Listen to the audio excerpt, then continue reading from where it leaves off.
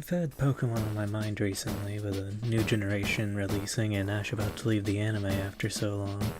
And when I'm thinking about Pokemon, a certain part of the franchise always comes up. The Pokemon Adventures manga is full of characters and scenarios that you wouldn't expect to find in an official product, and it's always a joy to talk about. A normal person would reflect on the manga by actually reading it again, but I thought to myself, why not play through Pokémon Red using Red's manga team? There's no crazy rules on this run other than the normal set battle style no items and battle rules that are necessary for Pokemon to have any challenge at all. But with that out of the way, let's jump right into it. I named the characters appropriately and then head to the lab to get my first Pokemon. Technically, I'm off to a bad start with this run, as Bulbasaur wasn't Red's first Pokemon, but Poliwag isn't an option, so I guess I'll just roll with it. After delivering the parcel, I head straight to the Viridian Forest to find my first new team member. A bit of running around later, and I find a Pikachu. Right when I go to catch it, I remember Oak is a cheapskate in this game and doesn't give you any Pokeballs, leaving me with only one random ball I found on the ground earlier. So I go back to town to buy some balls, then run in more circles until I find a second Pikachu and catch that one instead. Great start.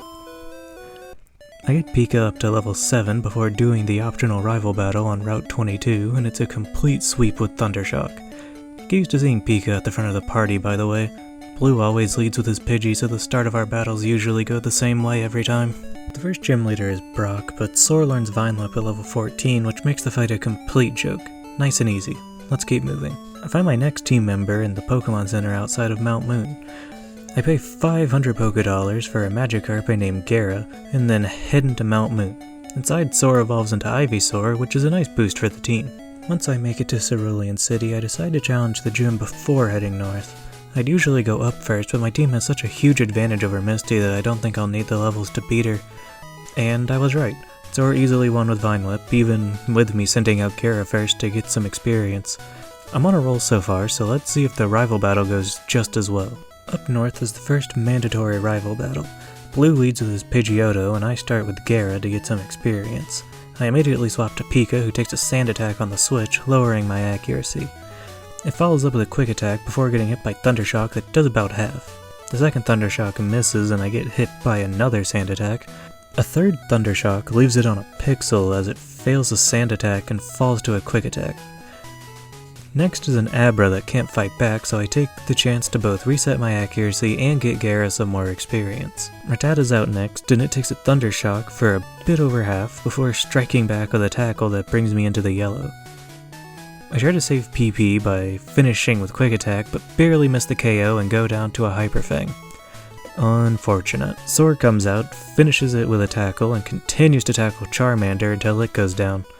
Maybe if he was using Ember from the start and got a burn, I could have been in trouble, but this is far from the most questionable thing I've seen Gen 1 AI do.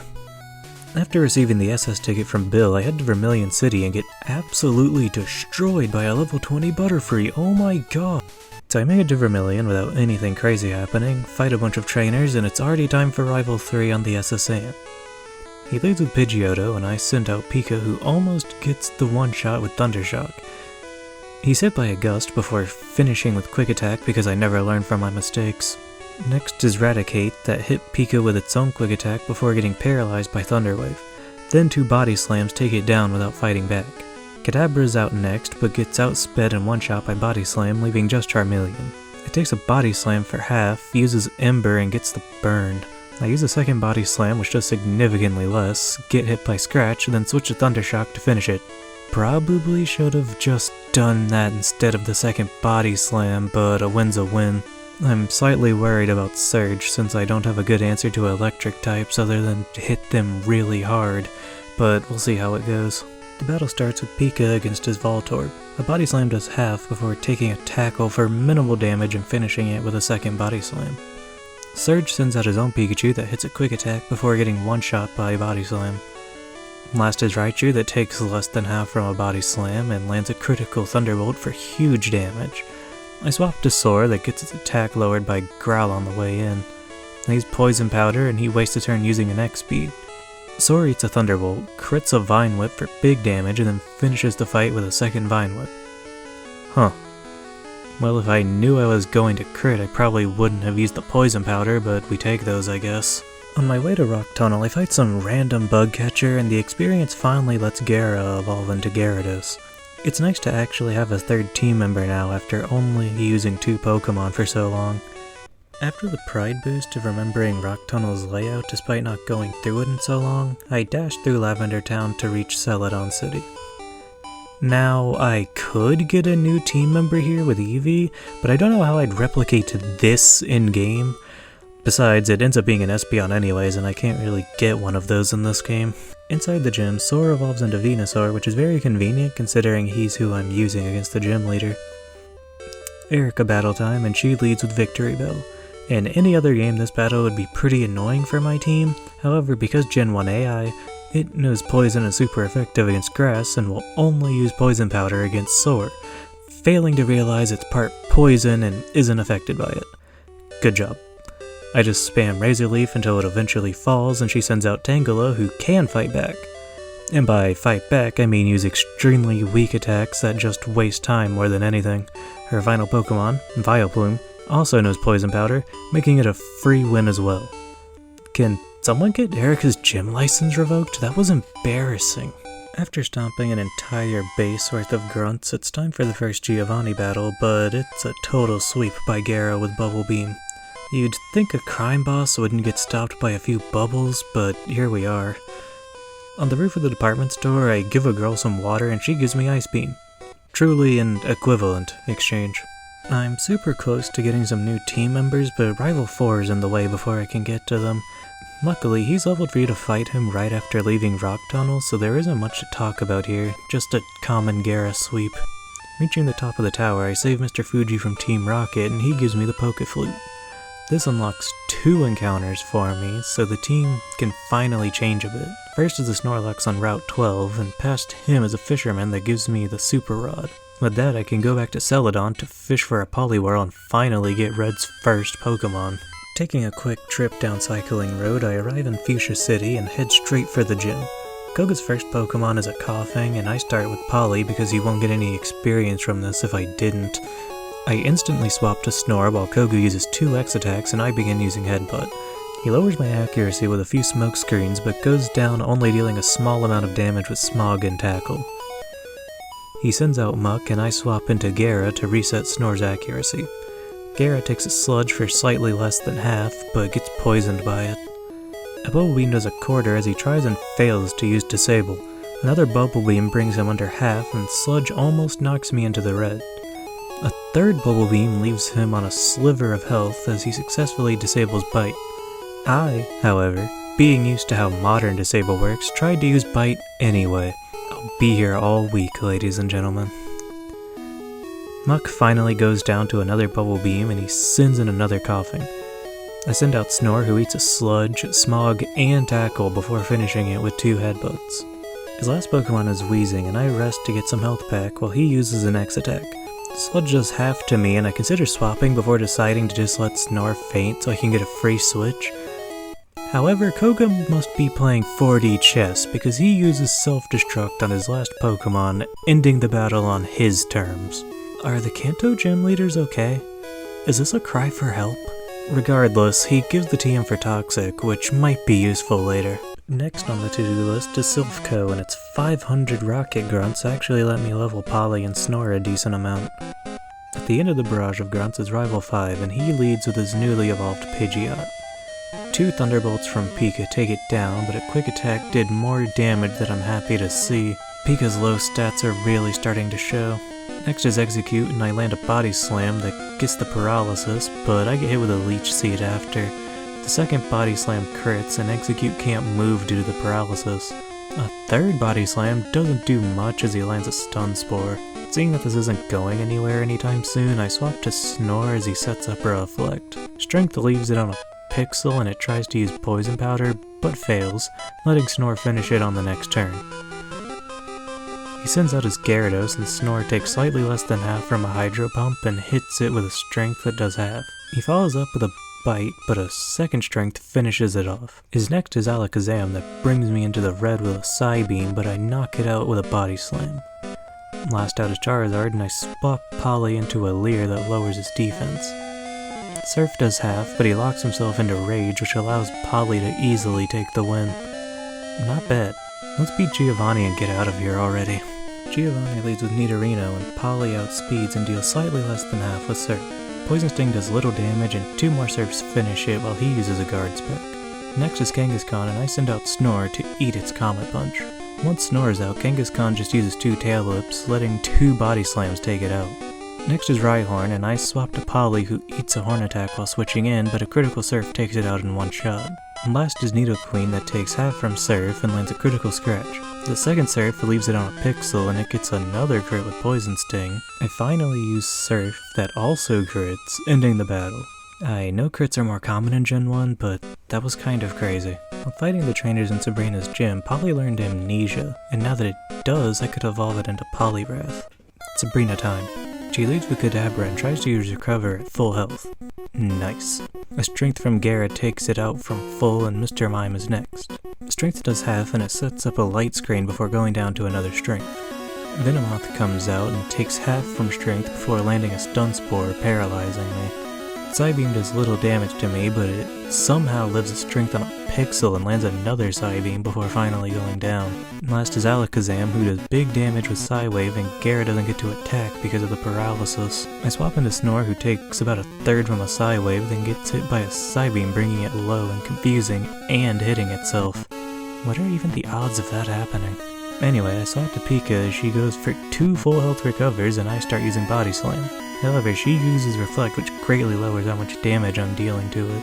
Luckily, a few Thunderbolts are able to take it out as Psywave brings me down to 11 HP. Huh. That Alakazam sure gave me a lot of trouble. Surely this won't happen again. Once I make it to Cinnabar, I fly to Pewter to grab the old Amber from the museum so I can revive it and get our final team member. After clearing out the Pokemon Mansion, I went to the gym and Gara absolutely destroyed Blaine's Pokemon. At least I got to see his patented technique of using a Super Potion on a full health Pokemon. Seriously, Kanto's gym leaders need help. The last gym badge is held by our old friend Giovanni, and I could tell you in painstaking detail how Sore swept his whole team with almost no resistance. But it's a lot more funny to just talk over it and move on. Rival 6 is all that stands between me and the Elite Four, so let's do it. He leads with Pidgeot like always, and Pika does a bit over half with Thunderbolt while he uses Agility. He uses a second Agility, which should have given me the knockout, but I miss a 100 accuracy move. Thank you, Gen 1. Thankfully, he feels bad for me and uses a third Agility, giving me the knockout. Rhyhorn is next, and I swap to Gara, who isn't affected by Horn Drill and one-shots with Surf. He sends out Execute now, and Strength does less than half as he uses Stun Spore, paralyzing me. He charges a Solar Beam while I can't move, and I get hit by it next turn. Not being able to move again, I swap into Arrow to not deal with the paralysis. I get hit with Leech Seed, which actually mattered as Fly left it on a pixel. Luckily, he used a regular potion on the turn and was supposed to land a Solar Beam, so I take out Execute next turn with Wing Attack, without taking much damage. Next is his Gyarados, and I swap into Pika that takes over half from a Bite. Unfortunately, Thunderbolt leaves him on a pixel and I go down to another Bite. Snore then comes in and cleans it up with a Body Slam after getting hit by a Leer. Alakazam comes out and deals big damage with Psychic as I deal an equal amount back with Body Slam. The follow-up Psybeam leaves Snore on 6 HP, letting me get the KO with another Body Slam. Charizard's last, and I switch into Polly, who gets hit by a Rage on the way in. That is perfectly fine, however, as it means he can't stop the 2 Surfs that finish him off. See? Just like I said earlier, Alakazam isn't a problem.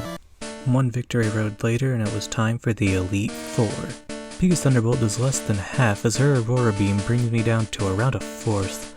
I use another Thunderbolt and she uses a Super Potion, which lets me get the knockout on the next turn. Cloyster's second, and Pika deals over half with Thunderbolt before going down to a Spike Cannon. I send out Soar and use Razor Leaf to finish Cloyster. Her next Pokemon is Slowbro, and 2 Razor Leafs take it down without dealing any damage to me. Jinx is next, and I swap into Snore, who eats a Body Slam on the switch. Takes little damage from Double Slap before using Earthquake to deal half of her health. She landed a critical Thrash that dealt huge damage before taking another Earthquake that brings her down. Last is Lapras, who takes out Snore with a Blizzard, letting me send in Soar. Razor Leaf does half before Soar gets one-shot by Blizzard. I sent out Polly, but getting paralyzed by Body Slam made me swap into Gara. Gara was caught by a Confuse Ray on the switch and hit itself on its first attack, but she just used another Confuse Ray, so I only took a small amount of damage that turn. Breaking out of confusion, I started using Strength to deal whatever damage I could. We trade Strength and Body Slam for a few turns until Lapras finally goes down. If the first battle went that poorly, I might not be a high enough level to win this. If there's one constant in this world, it's that Bruno will always be easy. After using 2 Amnesia, Polly's able to sleep through his entire team with no issue. Thank you for making this part easy to write for. Agatha is a pretty infamous fight, and it's not hard to see why. She leads with a Gengar that instantly lands Confuse Ray and makes Snore hit itself. The next turn she lands Hypnosis and uses Dream Eater while I try to wake up. And once I do wake up, she lands another Hypnosis. Have you ever landed 2 Hypnosis in a row? Because I don't think I have. I decided to swap into Polly that gets hit by Confuse Ray on the way in. Fun. I tried to use Amnesia but hit myself for the trouble. She hits a Nightshade as I get off my first attack of the battle with Amnesia. I land a Critical Surf next turn that I'm pretty sure dealt less damage because of the crit, as she lands another Hypnosis. Unreal.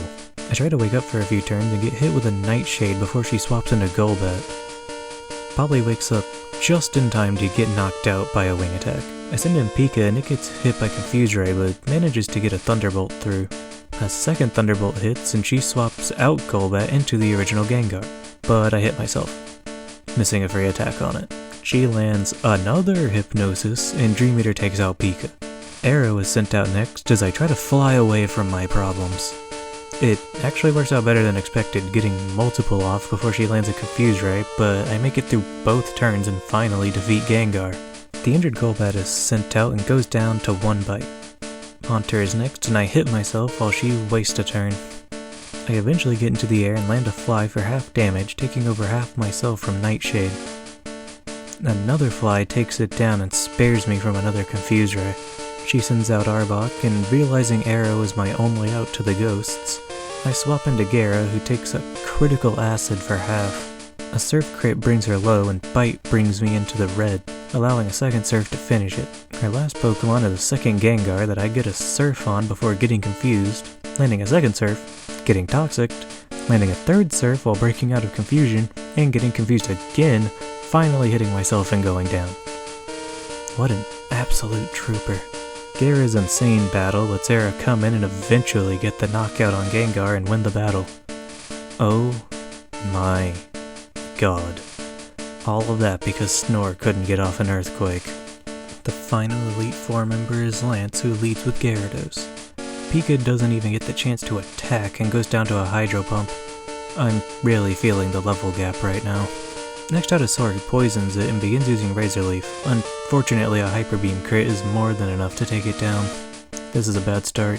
Snore's out next and takes a Hydro Pump for big damage before landing a Body Slam and falling next turn. Can these people miss once, please? I send out Gara to brute force the battle with Strength and take a Dragon Rage. He uses a Hyper Potion and I land a crit, but he's still above where he was before. Really wishing I taught Toxic earlier like I thought. He misses a Hyper Beam and I land another crit to get him low and finally finish him in the next turn. That was brutal, but the rest of the fight is pretty simple for the same reason as Erica earlier. Once Gara goes down, I go into Polly, who is part fighting. Because of that, Dragonair just uses agility and lets me use as many amnesias as I want before sweeping his team. Although his Aerodactyl sure did try to stop me, I'll give it that. I can't believe one Pokemon gave me that much trouble. But that's not the end. The champion battle is all that remains, and it's such an important battle that the animations automatically turn on for it. So we're having flashing lights whether we like it or not. The battle starts as all of ours have, Pika versus Pidgeot. He lands a wing attack as I use agility to outspeed with a Thunderbolt next turn. He wastes a turn using Whirlwind, letting a second Thunderbolt and a Body Slam finish it off. Next is Alakazam, who takes decent damage from a Body Slam before setting up Reflect and wait, how do I deal with an Alakazam with Reflect up? I can paralyze it, but that doesn't solve the issue here. I can't hurt this thing. And even when I do eventually whittle it down, it has recovered to heal it all back. I just keep attacking and eventually think really hard about what to swap to, but it doesn't really matter. Nothing can stand up to this monster. Only after most of the team goes down do I get lucky and manage to take it down with Razor Leaf, but the damage has been done. I don't have the Pokemon to beat the rest of his team. Rhydon goes down easy, but Exeggutor is a wall from my last 2 Pokemon and just puts me to sleep and stomps me out. It goes down while Polly has 14 HP, but Gyarados easily cleans it up from there. The first attempt was a total failure. But I'm too stubborn to think of a new strategy, so I look at how close I got and tell myself that all I need is a few more levels. I run through the Elite Four again, this time with the whole team at level 44 or above, and the fights go a bit better than last time, especially Agatha. But the champion fight is the one worth talking about. And I lose again. I make it all the way to the end. Blue's Charizard versus Red's Poliwrath. A perfect finale to this journey. But no, he outspeeds and finishes me with 2 critical slashes. A normal person would realize this isn't working and try something else. I'm still too stubborn and walk right back in and try again. Would you believe I didn't win? It's at this point I finally decide to calm down and think of an actual plan. So how did that run go? This time I lead with Polly instead of Pika, as I need Pika alive to deal with this Gyarados consistently. Polly takes some damage from Wing Attack, but finishes Pidgeot with 2 Ice Beams. Polly gets a hit in against Alakazam, but I let it go down so I can get a free switch into Snore. Even with it using Recover, 2 Body Slams are enough to take it down before it can set up Reflect. Next I bring in Garrett to one-shot Rhyhorn, and now I'm in a better position against Exeggutor than I've ever been in before.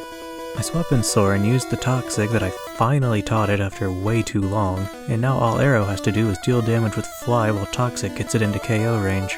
Knows Gyarados is out and I send Soar back out to reapply Toxic, but miss and go down to a Hyper Beam. Not the biggest deal however, as Pika can now come out and finish it in 2 Thunderbolts. Charizard takes decent damage from Thunderbolt before taking down Pika with a Slash, and with that, Garrett can come in and win the battle with 2 Surfs. Wow. The end of this run ended up being more of a study on me than I was expecting. If I make another one of these, I'll definitely need to slow down a bit and think about what I'm doing. But future videos aside, that was a lot of fun. I haven't played the original Red and Blue in a very long time, so going back was quite the experience, but I'm definitely excited to move on to the later games that have slightly better balance. I'm pretty sure Body Slam is written over 20 times in this script. Now for more personal stuff. There was a lot of first for me with this video, and was honestly more work than I expected. Like, I wrote a majority of the script last night and slept for 10 hours afterwards. I have gained even more respect for people like Madrybread and J-Rose for making these types of videos consistently. I don't know when or if I'll make another one of these, but Gold with Gold's team would be very interesting considering his team is way worse than Red's. Especially in the original Gold. But I should stop talking already and get back to work. I still need to edit the video itself. So, I'll see you all next time.